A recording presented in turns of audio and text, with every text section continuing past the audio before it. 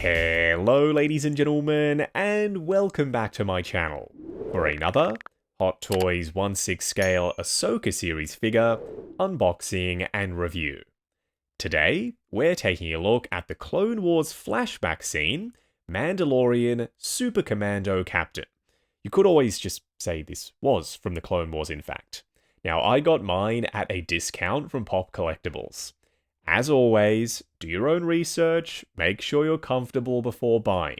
I've popped a link to their site in the description, along with the discount code Justin's Collection, for 5% off your order if you decide to buy from them. While you're down there, why not hit that subscribe, bell notification icon, and join button, so you're notified as soon as a brand new Ahsoka series or Clone Wars figure review goes live on the channel. The Ahsoka series line keeps on giving when it comes to early releases. We had Thrawn, released way ahead of schedule, then Baylan, super early, and the two troopers, now the Mandalorian Super Commando Captain. What a name, by the way, but that is what they officially went with. I think the figures that they've released so far, early, were pre-ordered in low volumes. That's how they were able to pump them out so quickly. As for the box art, up front we've got an image of the figure himself, a metallic foil Star Wars logo below it, then the glossy wraparound banner featuring some more figure photography, and they've used blue as the accent color, which is in keeping with all of the other early Ahsoka series figure releases. On the side of the box, some more figure photography, with a planet and some pillars in the background. That stuff is new, yeah? I, at least, don't remember seeing it on any of the other boxes. I could be misremembering, but I'm 99% sure this is the first time we've seen those bits on the wraparound banner. Ah yes, all the boring stuff, warnings, legal information, and Hot Toys store locations. This is more like it. It's way more exciting than what was printed on the outside of the box. I think it's time to end the mandate, Lucasfilm, the one that says all high-end Star Wars stuff has to have the same style of packaging. Because imagine this as the key artwork on the outside of the box, not just relegated to being printed on a thin piece of cardboard on the inside. First in-hand impressions for the Mandalorian Super Commando Captain. That is quite the smell. It just hits you as soon as you open the box, PVC and paint. Maybe the paint applications weren't fully cured when they popped him in the box. Other than that, he feels quite lightweight, which is not what I was expecting. Normally these Mandalorian figures have a bit of heft to them. Not the end of the world, just something to be aware of.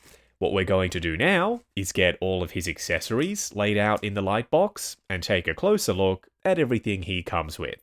Starting off with the display base first. Thank you, Hot Toys. This is what I was after, the sand diorama display base without the footprints. It's a nice compact size and the detail is spot on. We've got heaps of texture and it's well painted. There's some airbrush shading in between the undulations in the sand, plus some black speckling as well. Around the front, Star Wars, and the nameplate says Mandalorian Super Commando Captain on it. I think Super Commando Captain would have been fine, but anyway, they printed the whole darn thing. Up top, an adjustable wide scoop crotch grabber. I like that the energy shield isn't just translucent blue plastic. They've used that as the base, then they've hit the edge with some feathering of white paint, and that makes it look so much more convincing. I'll show you what this looks like and how you install it on him a little bit later. Not really an accessory, more so part of his outfit, his jetpack, but it does come packaged separately. That's why we're looking at it in the accessory segment. Around the back, it's relatively smooth. It attaches with magnets, no clips or hooks or anything. There's some added sculpt work around the back on the underside. We'll get to these in a second.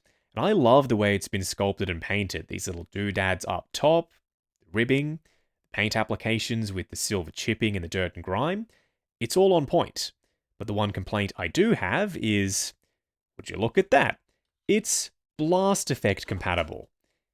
Yet, even though it is, and this is a Mandalorian, a character that should be able to use their jetpack, he doesn't come with these blast effects. They have well and truly recovered the mold costs on these blast effects. Going forward, if you are giving us a character with a jetpack Hot Toys, you need to include these frickin' blast effects as well.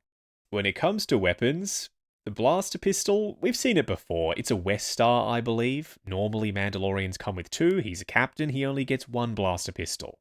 There's a little bit of silver chipping here and there, but nothing crazy. This blaster, the Relby style rifle, is my favorite of the 2. It just looks more impressive, and I believe it's a brand new mold. It's similar to the one that we got with Death Watch Mando, but they've taken off the scope, which means they've done some additional sculpt work up top. The paint applications for the main body, just black paint, but then we've got these heavily rusted out sections. The barrel, the trigger, even the hammer has that metallic rust effect to it. Lastly, we've got some hands. I would like to say it's a full array, but it isn't. We don't get closed fists. For a Mandalorian, with an energy shield, you want him to be doing this, with the energy shield. No, they decided no closed fists for this Mandalorian Super Commando captain. We get a trigger finger hand for the right, and an under-barrel gripping hand for the left. But that's not to say I don't like the detail on them. The wrinkling, the ribbing, the stitching, the leather grain texture. It's 4K sculpt work. That's how high fidelity the detail is on these gloved hands. Probably some of the best sculpt work I've seen from them ever, maybe, when it comes to leather grain texture on gloves. These gestures are just natural, almost relaxed open palm hands, but his fingers are curled in a little bit more as compared to the ones that come on him right out of the box. These ones are what I was referring to, more like your classic relaxed open palm hands. What we're going to do now is get the Mandalorian Super Commando captain, I wish I could stop saying that whole name, himself out here. Standing straight up and down in the light box, no crazy poses or accessories except for his jetpack and blaster or anything like that. What a slick looking Mandalorian. This is a beast of a figure, the red armor contrasting against the gunmetal for the other armor bits and the dark grey undersuit, the spiked horned helmet. It all just comes together to make for a piece that has presence. He is going to stand out on the shelf. When people walk in the room, they look at your Clone Wars figures, and they see a Mandalorian with a Darth Maul-inspired look, with the spiky helmet. He's going to grab their eye immediately. And fingers crossed, it's coming across on camera as to why that's the case. I've not even got him in a pose yet, and I'm enamored with this piece. Up close and personal, kicking things off with the Mandalorian's bucket. It looks like it might be reuse. I don't think it is. It's taller, it's skinnier than usual, it's slightly smaller in scale compared to what we've seen with like Boba Fett helmets. And at first I didn't like it. But I've come around. This is a very unique looking helmet, and I haven't even mentioned the paint applications or the horns yet. The overall length of the bottom part of the T-visor, it makes it look more badass in my opinion. Now we can discuss the paint apps. This really dark, dingy red with the Darth Maul style markings and the shiny silver metallic horns, which are pretty prickly. They add to the cool factor as well. This has to be one of my new favorite Mandalorian helmet molds in 1/6 scale. Oh, and we've also got some white around the back for the helmet. The neck is fully covered in this spandex material. It goes all the way up underneath, so you're never going to see any exposed plastic. The jetpack attaches with a magnet. The back armor plate is fully painted, even though you are never going to be able to see it. But the one complaint I have is I wish there was something on the inside of the jetpack, this panel perhaps, covered in foam, so that when you install this, not only would the back armor be protected from this plastic piece, but the friction would have held it in place a little bit better than it currently does. The magnets are fine, they're just not quite secure enough for me. The chest armor has some asymmetry going on. We've got the Django/Boba Fett style screens on the left side, but there's nothing printed on them. I am glad they're there though. I remember back in the day when people got their Boba Fett figures and the armor plates were slightly misaligned. Like you can see that gap there is a little bit big. They were pinned in. There was nothing you could do about it. With these newer Mandalorian figures, the armor plates are held on with Velcro. They are infinitely adjustable. If you don't like the way the shoulder pads sit, or these bits, they're out of alignment like I said, take them off, pop them right back on, and you can adjust how big all of these gaps are. Whenever we get Mandalorian figures with heavily weathered, beat-up looking armor like this, that cod piece for example is just destroyed, I need the flight suits to be weathered also, just so that everything matches. I don't want a pristine brand new flight suit with weathered armor over the top. Some folks have told me I'm wrong for wanting that because the Mandos would be washing their flight suits between battles. Maybe, if that's your headcanon to explain it, but I like weathered outfits and weathered armor pieces. With this release, they've done it. They have finally weathered the fabric outfit. I don't know if it's paint or dye or if it's baked into the textured weave of the fabric itself. Whatever they've done, I want to see more of this going forward with future Mandalorian figures. Can you see that? Even the pouches, these are sculpted plastic, they're weathered. There's some soot-like markings around the edges. They're close to the thrusters, they would be getting pretty dirty. The belt has some dirt and grime on it, the buckles, the clips, everything has a surface layer of dirt and grime on it. They haven't gone too heavy-handed, but that's all I was ever asking for, just a cohesive-looking Mandalorian. Now, his gauntlets are an asymmetrical design. This one's got a little silver bit sticking off the edge, just watch out for it. Whereas on the other, you can remove this front panel, and you can replace it with his electro or energy shield. Make sure the bigger peg is facing outwards, because that's how you actually install it on the gauntlet correctly. Once you push it all the way in, now he looks like this. I'm 99% sure I'm going to be displaying him with this energy shield. I did a smell test. The belt, the cummerbund, the boot guards, they all look, feel, and smell like pleather to me. I hate the stuff, it doesn't last, I'm not happy it's here. But the holster, this, it smells like the real deal genuine leather. I checked Hot Toys website, I checked the figure announcement post, I checked Sideshow.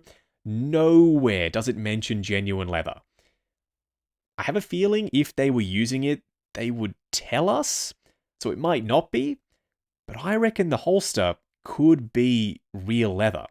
I'm going to operate on the assumption that it isn't though, because like I said, I feel like they would have told us. There's a magnet and this strap that's meant to go over the blaster, but it doesn't fit in the holster properly. It's pushing against the inside edge, and I do not want to push it down any further. So I'm going to leave the strap like this. I would like to have it over the top, but I'm not going to destroy this holster. I might be going crazy. It looks like there's a reddish-purple tint to the flight suit, and that's what's helping the red armor plates blend in with the outfit he's wearing underneath them. There's some stitched-in panels too, just to add some visual interest. His dart projector knee pads are attached with Velcro, you can adjust them, and the same thing can be said for his shin armor. These bits are attached to the pleather boot guards on Velcro. These boots are actually reused from the Mandalorian. There's some leather grain texture, some stitching sculpted in. They're heavily weathered for the toe part. Then on the underside, some fully sculpted and painted tread with some sandy colored weathering. For a quick side-by-side comparison, they've got no business looking this good standing together. But they do. I will be displaying these two pieces in close proximity in the collection. The figure on the right is technically from the Clone Wars line, a completely different helmet mold, it's bigger and bulkier.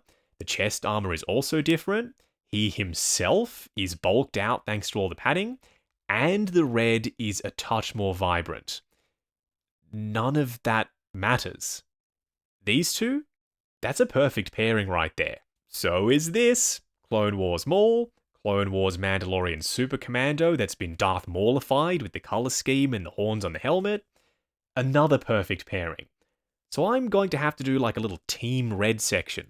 Obi-Wan in his Mandalorian armor, Darth Maul, and now this new guy, all three of them, standing together on the Clone Wars shelf. To throw some blue in the mix, Season 7 Ahsoka from the Clone Wars.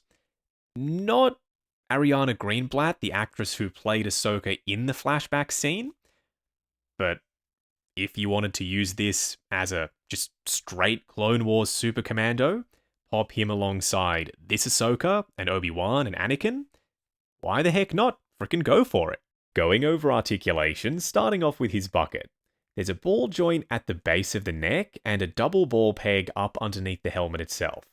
Combined, looking forward to there, looking up to there, plenty of range for a flight pose, swivel, and tons of pivot side to side. His shoulder pads will slide over this trap armor so they get out the way no problem. The arms will go up to there, forward and back on soft ratchets. There's a butterfly joint at the shoulder that hinges up and down. Swivel at the bicep, ratcheted double bend at the elbow going past 90. Then for the wrist peg, it's a ratcheted hinge and swivel. His torso crunches forward to there, going back to there. It gets gappy. You are going to have to manage that. Then we've got swivel and pivot side to side. His legs go forward to there comfortably. You can push them further though. Going out to there, swivel at the upper thigh. Ratcheted double bend at the knee, going past 90. Then a double ball peg for the ankles underneath these floating pleather boot guards, good for forward and back, rotation, as well as ankle tilt. Moving on to the 3 cool and 3 annoying things. The first annoying thing is a 2-for-1. It's mainly the pleather, but it's also the holster. It's not the correct size for his blaster pistol. If you try and push this all the way down, you can see how much stress that blaster is putting on this pleather holster. It's almost like this was never actually designed with this blaster pistol in mind. The second annoying thing, don't get me wrong, I much prefer magnets versus the old school clip mechanism for these Mandalorian jetpacks. I need stronger magnets and a grippier, more friction-heavy surface for the jetpack to pop onto because as it stands, the magnets just aren't doing the job. If you so much as bump this thing as you're trying to pose him, I promise you it's going to go flying and not in a good way. Just dial in the pose first, then pop the jetpack on. The third annoying thing, I'm generally a fan of these separate visors. They're individual pieces of plastic inset into the sculpt of the helmet because they look more realistic because of it. You can see the seam around the edge, and that wouldn't have been achievable with a black paint inside a sculpted channel. However, something about the way they've done it for this helmet, the visor sits too close to the surface. There's not enough depth there for that to look realistic to me. The first cool thing is the gauntlet-mounted energy shield. The feathering of paint around the edge, the way it effortlessly pops on the gauntlet with that switch-out piece, and the pop of blue that it brings to an otherwise quite dark outfit. I reckon I am going to display him wearing this. The second cool thing is these have to be some of the most heavily detailed gloves I've ever seen from them. The really sharp leather grain texture and the wrinkling, they genuinely look like real leather gloves to me. The third cool thing is sand diorama base, yes, but footprints, no. This is all I was ever asking for. Keep the sand element. It allows you to have a rectangular base just like every other Star Wars figure, but it puts the character in an environment, it sets the scene, and it's chock full of detail. We get everything that I've always adored about a base topper, but now, no footprints. We can pose the Mandalorian Super Commando Captain anywhere on this base topper. We don't have to have his feet in those predetermined footprint positions. Wrapping up on the Mandalorian Super Commando Captain by Hot Toys. A terrible name for a killer release. This guy is outstanding. He's from a flashback scene when Ahsoka was dead. She was at the bottom of an ocean. She was battling, but also sort of learning from Anakin in her own series, not even from the Clone Wars itself. Does any of that matter? Now that I'm looking at this figure standing in front of me, not one bit. If you like the look of the Super Commandos, with the horned spiky helmet, and the red armor with the Darth Maul markings, you're probably gonna want to get this one, because he is so different compared to all of the previous Mandalorian releases. They've mostly been blue, with Paz Vizsla and Bo-Katan and Koska Reeves and Axe Woves and the Death Watch. We don't get red Mandalorians very often. We got Obi-Wan in disguise, but he was an exclusive. He's hard to come by. This one is a regular release. He's got very little in the way of padding, which means great articulation, a suspiciously real leather-smelling holster, although it could be pleather, and a full fabric outfit. This is a poser's dream, it's a shelf stealer, it's an attention grabber, so if you dig Mandos, like I do, I don't think you can pass this one up. This one is a must.